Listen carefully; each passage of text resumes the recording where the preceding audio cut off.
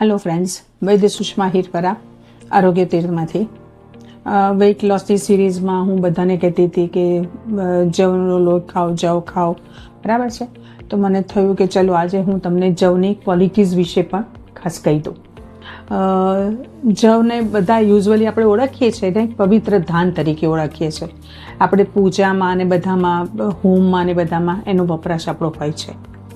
એ જવનો લોટ હવે ધીમે ધીમે બહુ પોપ્યુલર પણ થયો છે.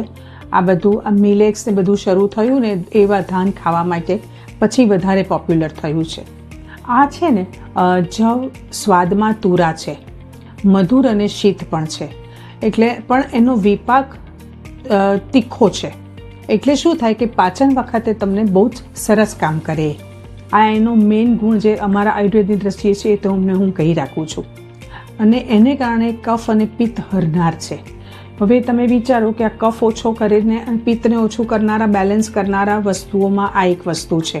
કફ એટલે આપણે એને ચરબીમાં પણ ગણી શકીએ, બરાબર છે. હવે પછી એ જઠરાગ્નિને પણ વધારે છે, કબજિયાત દૂર કરે છે, વયસ્થાપક છે અને બુદ્ધિ મેધા વધારના છે. એટલે તમે વિચારો કે આ બધી જ વસ્તુઓના આખા જે પેલા એના ગુણો છે એને કારણે જવ કેટલું બધું તમારા સ્વાસ્થ્ય માટે હિતકારી છે. જવને ઇંગ્લિશમાં બાર્લે કહે છે.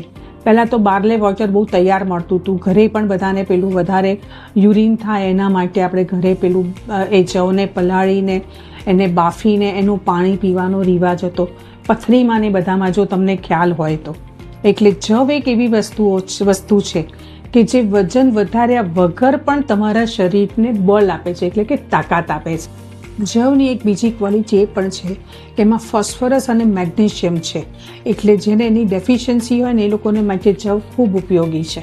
એટલે તમારે જવનો ઉપયોગ તમારા રસોડામાં કરવાનો ના કરતા હોય તો ચાલુ કરી દેજો.